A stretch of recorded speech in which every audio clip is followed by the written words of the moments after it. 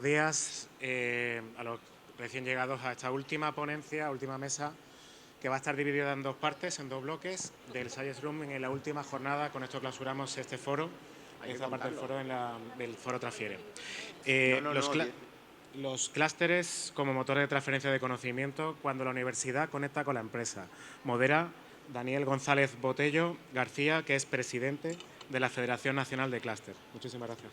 Muchas gracias. Bueno, buenos días a todos. Es un placer estar con vosotros y comprobar que un viernes de Transfiere, que no es viernes, que es jueves, pero que es el último día, después de la noche malagueña, pues hay tanto interés por la transferencia de tecnología y bueno, y el hecho de poder venir aquí a compartir ideas y comentar cosas con tanta gente que entiende tanto del tema, pues es siempre una oportunidad y nunca se sabe detrás de qué charla va uno a descubrir algo que le cambia la vida. Y una de esas personas que sabe muchísimo de lo suyo es Elisa Rivera, nuestra directora general responsable del marco de la transferencia, planificación y del Ministerio de Ciencia, que tiene una trayectoria larguísima en la Administración General del Estado y lo conoce desde todos los ángulos y seguro que vamos a poder descubrir algunas cosas. Hoy tenemos una sesión estructurada en dos partes. Vamos a hablar primero con ella, que nos ha hecho el favor de quedarse porque tiene que ir corriendo al aeropuerto, que es lo que suele pasar también el último día del foro. Además, ahora no tenemos tren momentáneamente y hay que apañarse con lo que tenemos, que no está mal tampoco. Y bueno, vamos a hacerle unas cuantas preguntitas y a compartir una pequeña reflexión muy breve y luego vamos a tener un par de casos de éxito demostrativos de lo que vamos a comentar. Vale. Entonces, normalmente en el entorno clúster nos vanagloriamos mucho de la representación del mundo empresarial, como es nuestra naturaleza, y estamos hablando mucho de la transferencia de tecnología entre empresas, pero también nos dejamos a veces atrás la transferencia de tecnología en el mundo universitario, y de eso queremos hablar hoy un poco.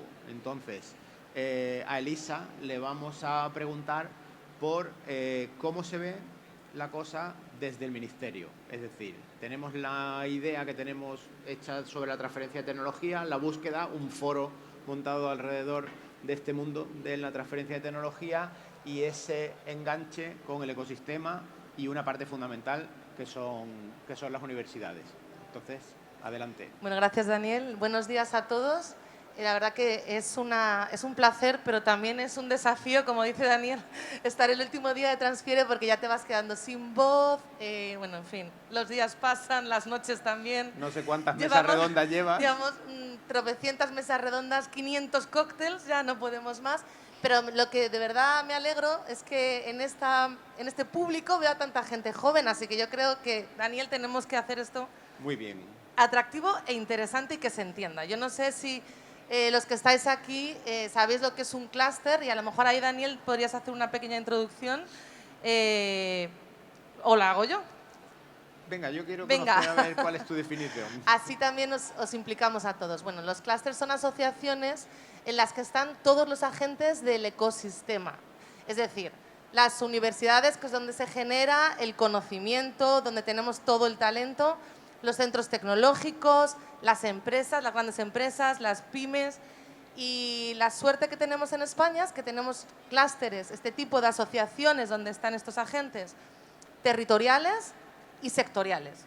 Y esto, por sectores, nos permite también desde el Estado, desde la Administración General del Estado, desde el Ministerio de Industria y el Ministerio de Ciencia, porque los clústeres son un animal un poco a medio camino, ¿no? Siempre hemos hablado de esa dualidad entre la innovación, la ciencia y la industria, porque lo que pretenden es que ese conocimiento científico escale realmente y pueda ser útil para el tejido productivo.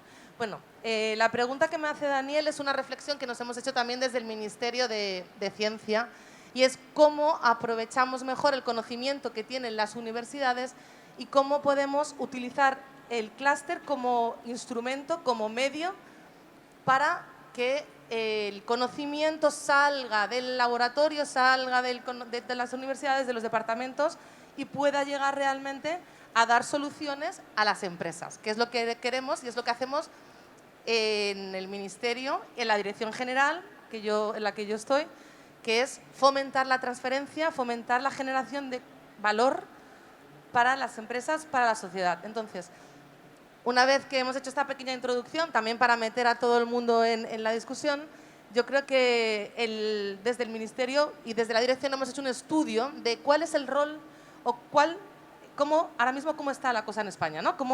¿Qué hacen las universidades? ¿Qué hacen los centros tecnológicos? ¿Cuál es la labor de las pymes? Porque cuando llegamos a la Dirección General, lo primero que queríamos saber es quién hace qué y cómo entre el Estado y las comunidades autónomas, porque el objetivo de la transferencia, que no es sino valorizar y convertir todo el conocimiento excelente científico que tenemos en España en productos para la sociedad, en productos para el tejido empresarial, cómo nos estamos coordinando entre los diferentes niveles del territorio y entre los diferentes ministerios. Entonces, hemos hecho primero un mapeo de todos los instrumentos de transferencia, que es los instrumentos que desde el Estado ponemos en marcha, desde las agencias financiadoras, la Agencia Estatal de Investigación, el CEDETI y todas las agencias de financiación, y cómo las comunidades autónomas utilizan otros instrumentos para escalar ese conocimiento y llevarlo al mercado. Bueno, pues una vez que hemos tenido ese mapa de quién hace qué instrumentos utiliza, ahora mismo estamos viendo también cuál es el rol o cómo podemos utilizar mejor cada uno de los agentes del ecosistema. Lo que hemos visto en un estudio que hicimos con la Universidad Autónoma de Madrid es que las universidades trabajan más en proyectos en colaboración, en concurrencia competitiva, tanto del Pilar 2 de Horizonte Europa, en el que sabéis que España juega un papel muy relevante. España es el segundo país en retorno en proyectos en colaboración. Esto es súper importante. Y es muy importante porque ahora mismo está en juego la financiación futura de la I+D+I en Europa, porque estamos negociando el próximo marco financiero, estamos negociando el próximo Horizonte Europa 2.0, y aquí es muy importante que España pueda defender aquello en lo que juega muy bien, que es ese pilar 2, que es ese pilar en el que nosotros hemos ya aprendido, gracias a todo un sistema de concienciación, a los puntos focales de contacto, pues cómo este tipo de financiación en el que España juega muy bien no podemos perderlo. Por eso estamos negociando intensamente en Europa para que la próxima financiación europea también nos beneficie a las universidades, beneficie a los centros tecnológicos y a las empresas. Luego, vemos que las universidades juegan mucho en ese pilar 2, vemos que los centros tecnológicos tienen otro rol, trabajan más en proyectos que son más de contratos de I+D, entre las empresas y tienen quizás una proactividad mayor y hacen una conexión mayor con las empresas. Y vemos modelos autonómicos o instrumentos autonómicos como el CARTEC, que es un instrumento que tiene el País Vasco, en el que utilizan los centros tecnológicos para acercar el conocimiento de las universidades a las empresas. Luego yo creo que podemos ver diferentes centros o diferentes instrumentos autonómicos para acercar o fomentar más esa relación entre las universidades y el tejido empresarial, en el que a veces los centros tecnológicos juegan de conectores o en el que a veces las universidades, como digo, lo hacen, pero en concurrencia competitiva con otro tipo de instrumentos.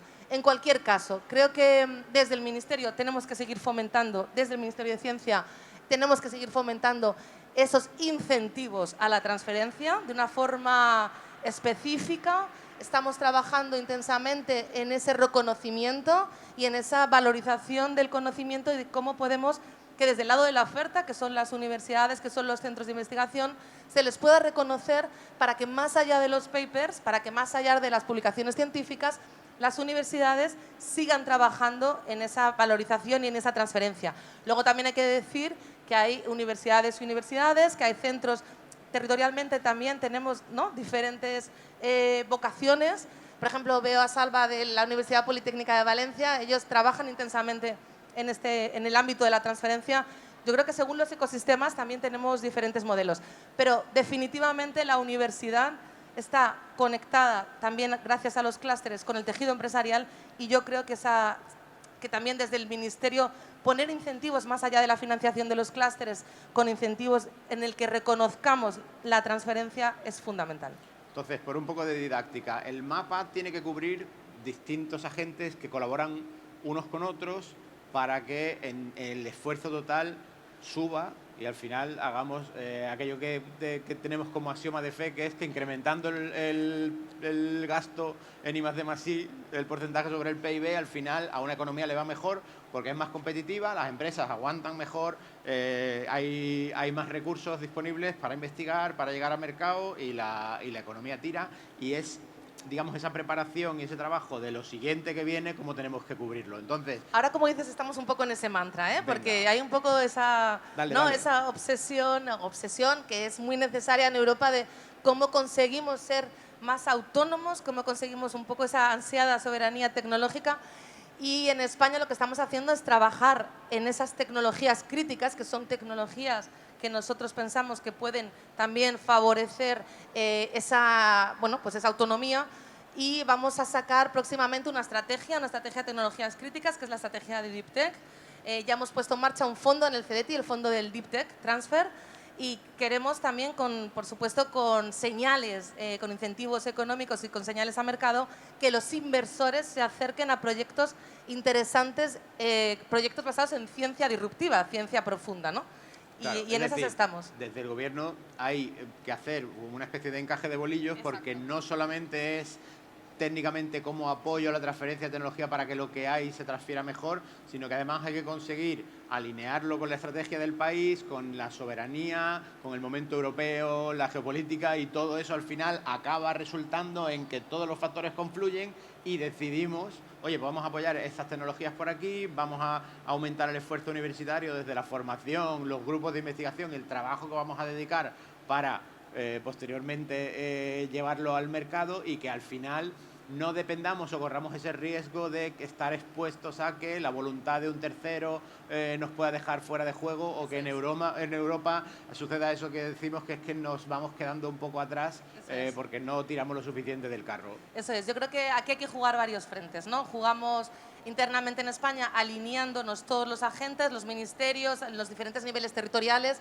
y todos los agentes del ecosistema, y jugamos en la Liga Europea para defender nuestros intereses, pero que esos intereses, como tú dices, estén también y sean acordes con lo que estamos negociando en Europa, con la hoja de competitividad, con el informe LETA. Quiero decir, ¿cómo podemos hacer para sacar lo mejor de nosotros mismos con las estrategias que tenemos y con lo que estamos negociando ahora mismo en Europa, ¿no? Yo creo que además vivimos un momento geopolítico complejo, muy complejo. Nunca hemos tenido tantos datos, tanta información, y nunca hemos estado sometidos a tanto ruido y a tanta desinformación. Y a tanta incertidumbre. A tanta incertidumbre. Sin embargo, tenemos que confiar en esos datos que tenemos, en la ciencia tan excelente que hacemos en España. España, como sabes, es uno de los países que se encuentran top en publicaciones y en producción científica. Nos queda todavía ese gap de cómo mejorar en los puestos en innovación, pero más allá de los datos es cómo mejoramos la vida de las personas. Esto es para lo que nosotros tenemos que trabajar. Y además vivimos, y vamos a empezar ahora, un ciclo especialmente bonito, porque la próxima estrategia nacional de ciencia, tecnología e innovación vamos a empezar a prepararla ahora. Termina en el año 27, pero queremos empezar a elaborarla con todos los agentes, así que contaremos con los clústeres y con todos los agentes del ecosistema para que entre todos tengamos una estrategia nacional que realmente responda a los intereses, a las prioridades de España, acordes con lo que estamos negociando en Europa y también, por supuesto, a lo que espera de nosotros la sociedad. Y para que veáis que todo esto es real, vamos a decir que lo que hablamos aquí en la teoría tiene una aplicación práctica, y vamos a verla enseguida, agradeciéndole muchísimo a Elisa que haya tomado este tiempo para acompañarnos. Ha sido muy fácil entrevistarte y dialogar contigo. Yo os pido un aplauso para ella y darle muchas las gracias por el esfuerzo que hace también el Ministerio, y pedimos por favor que los que nos van a acompañar en esta segunda sección suban al escenario. Gracias, Elisa. Antonio Alcántara de OnTech Innovation, María José Escalona de la Universidad de Sevilla y Judith Iriondo de Gaia. Y ahora vamos a ver, me pongo yo aquí en el lugar del moderador, sentados por donde queráis, que vamos a comentar. Y venga, así. Y bueno, vamos a comprobar cómo todo esto que estamos diciendo de los marcos presupuestarios, las sendas financieras, los pilares de Europa y la soberanía, lo que ha dicho Elisa, ¿no? Cómo mejoramos la calidad de vida, y un par de casos de éxito que tenemos que son reales, muy reales, y que efectivamente pues, nos mejora la calidad de vida. Yo os voy a dejar hablar ya para que podamos compartirlo. Adelante. Perfecto. Pues nada, bueno, muchas gracias por la invitación, tanto a la federación, ¿no?, que de ella formamos parte también nosotros, y bueno, a Elisa también, ¿no?, que nos haya acompañado en esta mesa. Por nuestra parte, bueno, primero presentarnos, ¿no? Yo represento en este caso a Untech Innovation, el clúster tecnológico eminentemente andaluz, pero con una vocación nacional también clara. Y bueno, tenemos desde el año 2013 que nos constituimos y bueno, hemos pasado a formar parte del ecosistema de innovación tanto nacional, ¿no?, en el registro de agrupaciones empresariales innovadoras desde el año 16 y luego, afortunadamente, en Andalucía desde el 23 formamos parte de los clústeres también del sistema del conocimiento, como un agente más, además de los centros tecnológicos y universidades, que creo que ha sido un paso importante en Andalucía. Y bueno, nuestra labor se viene desarrollando ya durante estos años y bueno, y uno de los proyectos que cuando nos pidieron, ¿no?, qué proyecto podíamos destacar, ¿no?, y creo que es un proyecto que aporta mucho a la sociedad, ¿no?, a un sector crítico como es el ámbito de la salud, y el proyecto es AI4MRD, que está en una segunda fase. Ya digo, es un proyecto de gran calado y espero que tenga un recorrido, ¿no?, a lo largo de los próximos años, no solamente en esta fase de desarrollo, ¿no?, de experimental en la que nos encontramos, sino que realmente luego tenga su impacto en la sociedad, ¿no? Y básicamente el proyecto, aunque ahora podamos comentar o si queréis profundizar un poquito más, es la detección de la enfermedad mínima residual en enfermos de cáncer, sobre todo en aquellas fases en las que post tratamiento de quimioterapia, detectar el ADN tumoral, usando tecnologías como la secuenciación masiva y aportando tecnología digital como es modelos de Machine Learning, de inteligencia artificial, que le ayuda, ¿no?, en este caso al profesional o a la profesional médica para la toma de decisión de si la cantidad que hay, digamos, evita la recaída de ese paciente, ¿no?, paciente de cáncer. Es decir, un poco ciencia ficción, pero con menos ficción. Totalmente.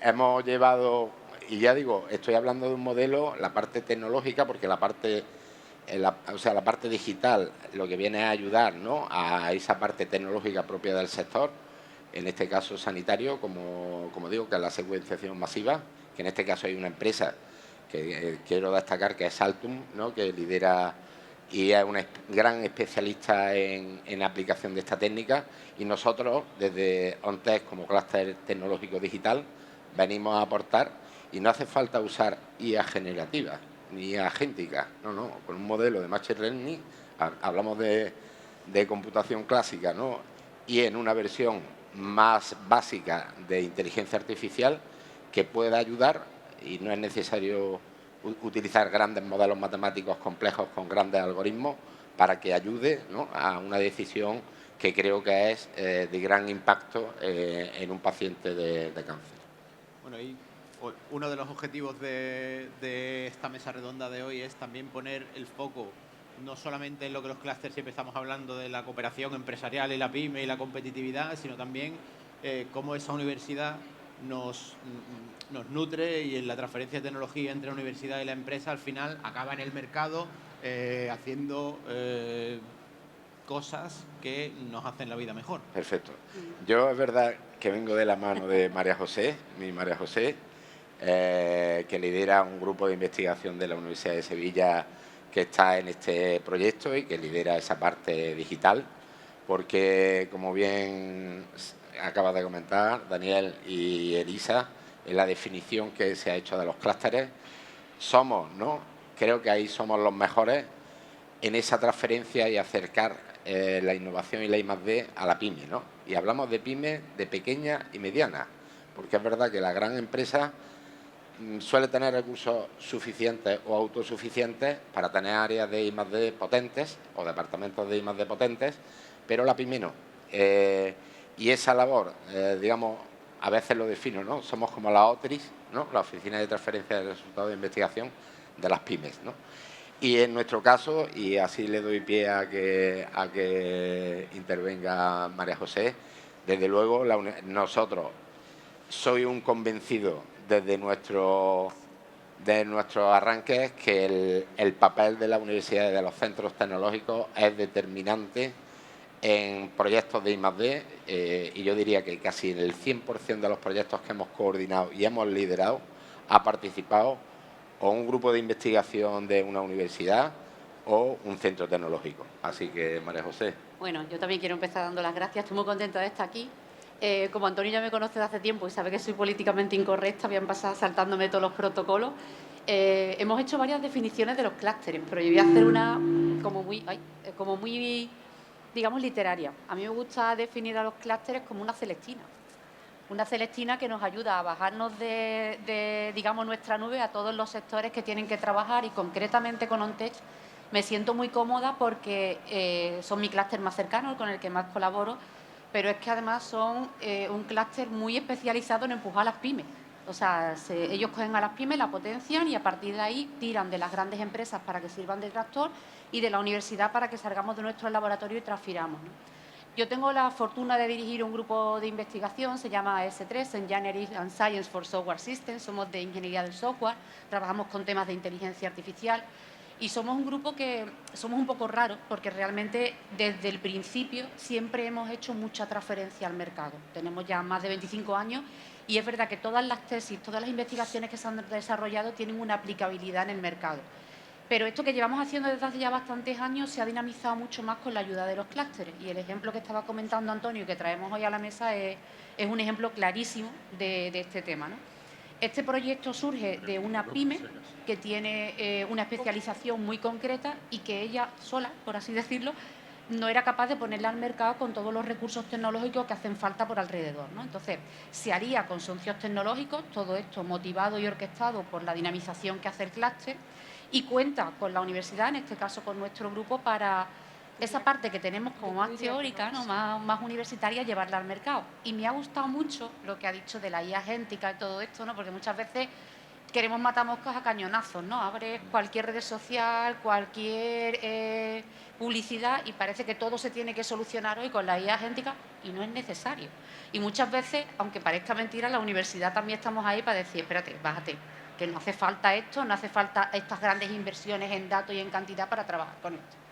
En el proyecto tenemos unos lagos de datos, unas estructuras de datos muy complicadas y la universidad, en el concreto mi grupo, en este proyecto trabajamos en dos cosas muy concretas que se basan mucho en nuestra expertise. Una es como en poner orden en toda esa estructura de datos, cuáles son los modelos que más apropiadamente se pueden utilizar para el problema que queremos resolver. Y la otra, que creo que es totalmente fundamental, es que actuamos como agentes externos para validar que lo que se ha hecho realmente está orientado a las personas. Yo creo que cuando se hacen proyectos de esto, hemos hablado ya en la mesa y a lo largo de Transfiere de la importancia de los clústeres, de las empresas, de las universidades, pero yo creo que el core de todo el negocio y del negocio digital sobre todo son las personas.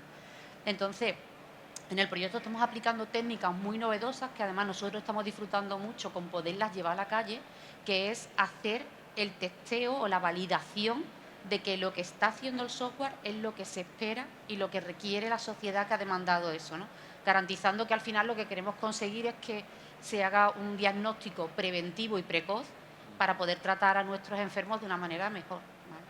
Pensemos además que este proyecto no solamente es para los enfermos, también en la sociedad, fijaros el impacto que puede tener el hecho de que al final un paciente con cáncer que ha superado el cáncer es un paciente crónico. Eso, aunque no queramos hablar de ello, yo os he dicho que soy políticamente incorrecta, genera costes al sistema sanitario. Si somos capaces de prevenir y mejorar esos costes desde el principio con una medicina preventiva y totalmente orientada, es mucho mejor, ¿no? Entonces, es un ejemplo claro de cómo cada uno en nuestra línea, vamos a llamarla de negocio, ¿no?, o de trabajo, podemos aportar y hacernos más fuertes gracias a esa orquestación que recibimos de parte de los clústeres. Como profe, y por terminar, yo estoy disfrutando como una mona, así lo tengo que decir, el hecho de poderle contar a mis doctorandos y a la gente que tengo en el equipo de investigación, sobre todo los más juniors, ¿no? El cómo eso que están haciendo, que al final parecen puntos y comas, sentencias y secuencias, pues se lleva a que mejore la calidad de vida de las personas y de la sociedad.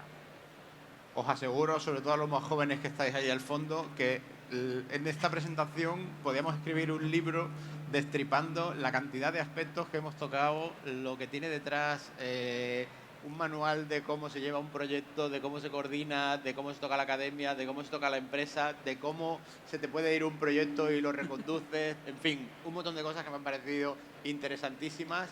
Luego haremos alguna pregunta más, pero vamos a intentar enterarnos muy bien de nuestro segundo caso. Lo tiene difícil por lo interesante que ha sido el primero, pero estoy convencido de que también lo van a hacer muy bien. Nuestros dos siguientes, Judith y Francisco, y adelante, el tiempo es vuestro. Venga, pues a ver, nosotros venimos desde el País Vasco. Gaia, que es del clúster del que yo vengo, en este caso, como antes han mencionado, es un clúster sectorial de industrias del conocimiento y tecnología aplicada, como hemos dicho, desde el País Vasco, y traemos un caso que no cubre una necesidad tan primitiva, como sea tan necesaria como es el tema de la salud, pero cubre otro aspecto que es súper importante y es la capacitación de la gente joven. En este caso, lo que hemos desarrollado en colaboración con la Universidad de Málaga, con la UMA, hay aquí residentes, es un proyecto para capacitar a personas jóvenes a partir de los 8 años en pensamiento computacional y programación. ¿Y por qué, no? ¿Por qué queréis meter alumnos desde a partir de los 8 años con pensamiento computacional y programación? Para nosotros realmente es un aspecto principal. Hay que entender que los lenguajes de programación es un lenguaje más, como el chino, el castellano, el inglés, el alemán, me da igual. Los lenguajes de programación, Python, JavaScript, Qiski, el de la cuántica, etcétera, son lenguajes de programación, y cuanto antes nuestros jóvenes tengan acceso a aprender sobre ellos, a entenderlos y a estructurar su cabeza en cómo estos lenguajes se escriben, para nosotros mejor. Y todo esto nace realmente de una necesidad, de que estamos viviendo un momento de transformación digital. Y consideramos, y en muchos casos, y nosotros como clúster tecnológico, muchas veces pensamos transformación digital, tecnología. Vamos a comprar mejores sensores, mejores procesadores, vamos a tener la última tecnología. Y no, la transformación digital nace de las personas, nace del conocimiento, nace de capacitar a las personas que van a afrontar esta transformación digital. Sin personas no hay transformación digital, por mucha tecnología que vayamos a tener, porque si no la entendemos, si no la sabemos usar, de nada nos sirve. Entonces, a raíz de todo esto, hicimos la colaboración con la Universidad de Málaga para generar un proyecto que desde edades tempranas, de manera gamificada, los alumnos tuviesen acceso a esta tecnología. Y esto todo nace porque hace un montón de años fuimos a donde el gobierno vasco, pues nosotros venimos del País Vasco, y les dijimos: necesitamos que enseñéis a los alumnos jóvenes a programar con pensamiento computacional. Y nos dijeron: si a vosotros os cuesta encontrar profesionales, a nosotros más, aún profesores que desde edades tan tempranas como nos estáis pidiendo sean capaces de transferir esto a los alumnos. Por lo tanto, montar una herramienta que, sin que el profesor sepa de programación, el alumno aprenda a programar en el aula. Y dijimos: ok, menudo reto nos han puesto por delante. Entonces ahí dimos con Fran, que llevaba un montón de años ya trabajando en una herramienta, y nos presentó una herramienta que, de manera gamificada, un alumno sin necesidad de intervención de un profesor, más que las dinámicas que un profesor en el aula tiene que hacer de moderar, ayudar, generar, hacer que los alumnos cooperen, un alumno fuese capaz a día de hoy de llegar a aprender Python. Entre como máximo los 16 años son conocedores de aprender a programar en Python, ¿no? Para nosotros es un reto, para las universidades también, porque ya incluso en las formaciones profesionales hay alumnos que llegan a la formación profesional sabiendo programar Python, y claro, esto también genera un problema, ¿no? Porque ahora que nosotros que les enseñamos a la aplicabilidad hay un montón de soluciones, pero es verdad que generamos esto. Fran, ¿cómo lo ideaste? Sí, bien. Yo, por dar contexto a la situación, seguramente nuestra compañera aquí, igual que yo, somos muy conscientes de esta necesidad, porque vemos que los chavales llegan a nuestras facultades de informática, a la escuela de informática, y llegan sin conocimiento de programación. Entonces eso ya nos pone un poco sobre la pista de que algo se debería de estar haciendo previamente. A mí me resultó muy chocante cuando en una ocasión un estudiante de segundo curso, brillante por cierto, me dijo que estaba muy sorprendido con mi asignatura y con lo que estaban aprendiendo en la carrera, porque ellos pensaban que iban a ver Excel y Word y ofimática en general. Claro, yo me quedé un poco sorprendido sobre el tema, pero en realidad no es tanto, porque claro, cuando dicen vamos a ver cosas de informática, se les llevan a hacer precisamente esas cosas. Entonces, la programación quedaba totalmente aparte por una cuestión que creo que es crítica, y es que se piensa que es difícil. No lo es, pero el profesorado piensa que programar es difícil y enseñar programación va a ser más difícil todavía.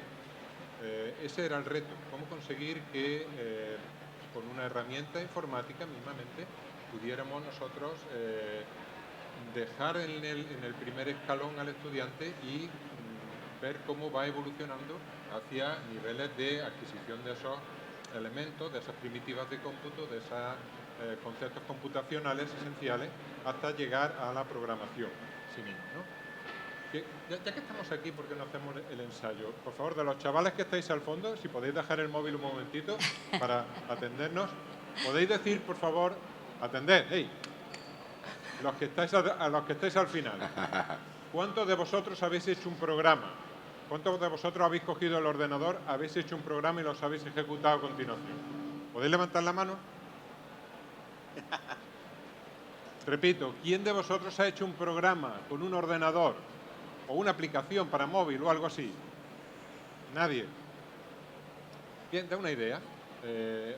O sea, estamos a unos niveles de alfabetización, no digital, sino computacional. Digital, por supuesto, saben, pero computacional muy, muy bajos, ¿no? Entonces, esa era la idea. Y el contacto con el clúster para nosotros fue magnífico, porque yo tengo un historial muy largo de colaboración con empresas, 30 años, unos 40 proyectos hechos con empresas, y es otra dinámica. O sea, ahí mandan unos tiempos, unos intereses, unas subvenciones.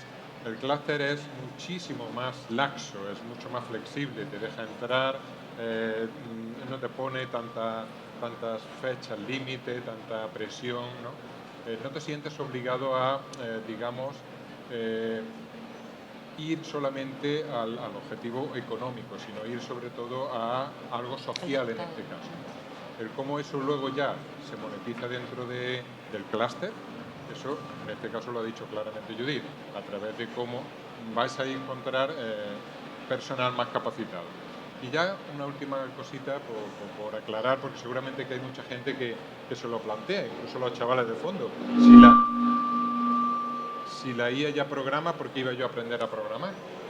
Bien, es muy importante que cuando alguien pide un programa o una inteligencia artificial sepa si lo que le ha dado hace lo que tiene que hacer o se va a cargar el disco duro, por ejemplo, ¿no? Entonces, hay que entender, al menos hay que entender. No digo que haya que saber escribir, pero al menos hay que saber leer o modificar lo que ya te han dado, ¿no? Por tanto, entiendo que ahora vamos a tener un rato para contar el proyecto en sí. No mucho rato. El proyecto nos quedan unos 5 minutos en la mesa redonda, entonces si nos lo podéis explicar sintéticamente. Es que teníamos una pequeña presentación, pero creo que no va a ser... Yo creo que casi mejor nos lo contáis de palabra, porque en el fondo lo que queremos es saber de qué va el proyecto, y además este foro va de que luego nos podamos reunir, así que quien quiera más información os tiene aquí y os podéis sentar y explicárselo con mucho más detalle. Bueno, pues entonces muy rápidamente cierro y tú cierras. ¿Vale? Bien, la idea es la siguiente. Os podría dar argumentos del tipo cuánta mano de obra hace falta, cuánta demanda laboral hay, pero no nos vamos a meter en temas empresariales. Imaginaros un mundo sin libros. Imaginaros un mundo donde no hay libros. Todas las aventuras, todo el conocimiento que vosotros habéis adquirido mientras leíais libros, borrado. ¿Por qué hay libros? Porque os enseñan a leer. Enseñan a todo el mundo, alfabetizan para que leamos y escribamos. Eso es un pilar de nuestra cultura. Bien, pues lo que sí se están perdiendo, todos estos chavales que han dicho que no han programado hasta ahora, es un lenguaje. Es la capacidad de expresarse computacionalmente, de implementar en una serie de instrucciones una idea. Eso es lo que nuestra plataforma enseña, cómo vosotros vais a transformar el problema que tenéis en una solución al problema. se enseña música, se enseñan matemáticas, son lenguajes. El solfeo, el lenguaje matemático, se enseñan en los centros desde los primeros años.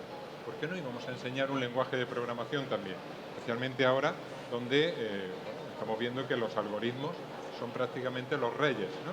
Entonces, hay que entender esos algoritmos. Yo quiero saber cómo la administración ejecuta un algoritmo que decide lo que yo tengo que pagar o cómo me beneficio de una ayuda, por ejemplo.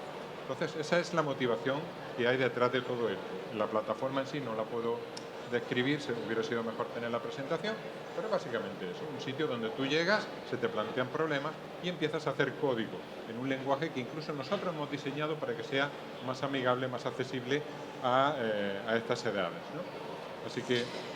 Y no solo eso, sino que cambia un poco la manera de aprender, ¿no? Todos, yo también que hace poco pasé por el cole, por la universidad, etcétera, aprendemos de que nos dan un texto, nos ponen un examen y en base a lo que tú saques en ese examen, has aprobado, has suspendido, has hecho lo que sea. En este caso cambia, en este caso al alumno se le da un reto y luego se le dan las maneras para que resuelva ese reto. Pero en ningún momento se dice primero léete estas 100 páginas y luego hacemos un examen, sino que tienes este reto y para resolver este reto busca tú cómo puedes solucionarlo, pero todo de una manera súper gamificada para que incluso en algunas ocasiones nos ha pasado que el alumno te dice ¿pero cómo vamos a hacer un examen? ¿Cómo vas a poner una prueba si yo no he aprendido nada? Le dices, vamos a ver si realmente se ha aprendido. Y se terminan quedando sorprendidos de que sin él percibir que está aprendiendo porque está jugando con un robot, termina aprobando exámenes y sabiendo programar. Y te caos, es una manera de cambiar un poco el modelo pedagógico que hasta hoy está tan establecido, ¿no? Y creemos que es importante también que las nuevas generaciones aprendan a ser autónomos en su aprendizaje, que no se les dé todo mascao en papilla para que luego aprendan, ¿no? Entonces, bueno, es verdad que todo esto se ha generado en la alianza. Nosotros, repito, y para nosotros es súper importante destacar que hay que generar conocimiento para la gente joven, que no vale con los libros que se establecieron hace muchísimo tiempo, y esto nace de cambiar de que la transformación digital, la innovación, el cambio no está en la tecnología, está en el conocimiento. Sí es verdad que ese conocimiento hay que trasladarlo mediante tecnología y eso es súper importante porque es a lo que la gente joven de ahora estamos acostumbrados y eso nace de la colaboración en red, en este caso la que nosotros hemos generado, que consideramos que ha sido para nosotros muy positiva y a día de hoy, por dar un súper dato cortito en los 5 segundos que me quedan, tenemos más de 1000 centros en España trabajando con la plataforma y más de 50.000 alumnos que han realizado más de 5 millones de tareas, lo cual creemos que esta colaboración no ha sido en vano, sino que está aportando mucho a la sociedad y nosotros estamos muy contentos con el proyecto que estamos desarrollando y que aún nos queda. Bueno, pues fijaos, dos proyectos muy diferentes, pero que uno alimenta al otro y que además los que pasan por esos proyectos en el fondo son personas con mucha suerte, porque los niños que aprenden con la herramienta van a ser los que mejor sepan utilizar las herramientas que están ahora mismo saliendo de inteligencia artificial y no quiero ni contaros las personas que tengan la suerte de poder trabajar con los procedimientos y las metodologías que en este proyecto surgen. Voy a abusar del cronómetro 2 minutos y os voy a pedir que cualquiera de los dos que queráis intervenir en 1 minuto cada uno me deis una carta a los Reyes. ¿Qué necesitaríais para seguir adelante con cada uno de los proyectos? 1 minuto estricto. Pues yo me tomo el privilegio de intervenir. Bueno, yo básicamente, que en este caso decía que el proyecto estaba en segunda fase, que estaba o ha estado financiado, y lo tengo que destacar, por el Ministerio de Industria a través del programa de agrupaciones empresariales e innovadoras, pues que se siga apostando desde la administración, cuando estamos hablando además de un mundo, y lo ha destacado María José, ¿no?, la labor que hace el clúster de acercar, ¿no?, ese conocimiento y esa I+D a la pyme. Necesitamos ayuda de financiar este tipo de iniciativas. Sin esa financiación, estas iniciativas no serían viables y no serían posibles, ¿no? En concreto, este proyecto está en una segunda fase y todavía le queda, para alcanzar una madurez de mercado, todavía le queda un recorrido, ¿no? Y es verdad que una pyme con el escaso pulmón económico-financiero difícilmente podría abordar un proyecto de estas características. Así que financiación, por favor.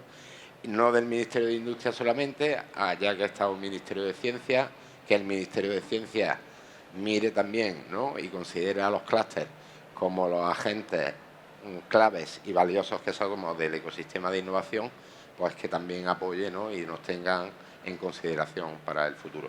Perfecto. Vale, pues por nuestra parte, como clúster, en primer lugar, apostar por la confianza de las personas. Creo que es súper importante el hecho de que nos permitan, porque muchas veces al ser un clúster tecnológico te dicen, ¿y para qué te metes en educación? Pues porque realmente necesito gente capacitada en mis empresas, en mis sectores. Creo que eso es importante. Creo que es importante también decir, como hemos mencionado, que esto tiene que crecer. Nosotros no nos queremos quedar solo en JavaScript y Python como tenemos ahora y el lenguaje ese que se ha generado para que los alumnos sepan entrar, que en nuestro caso llamamos ToyScript, sino que queremos seguir. Ahora está la cuántica en Vanos, nosotros venimos del País Vasco, allí tenemos, ahora han puesto el computador a nivel España, el computador cuántico también es súper importante, queremos ir hacia Kiski, necesitamos financiación, necesitamos que también por parte de educación, y esto ya es pedir mucho a los Reyes Magos, pero que aprendan a adquirir o que les motive el adquirir nuevos modelos de aprendizaje. Es importante que hay muchos profesores súper comprometidos, pero otros a los que les cuesta más, y eso es importante, y sí que pues, conseguir financiación y conseguir abrir más puertas a nivel nacional, sobre todo con relación con algunos ministerios que suelen ser complicados, y para nosotros sería pues, una carta a los Reyes Magos. Pues en todo lo alto lo dejamos, seguimos con la conversación aquí abajo y damos paso a la siguiente mesa redonda, agradeciendo vuestra atención y nos vemos aquí. Gracias. Muy bien.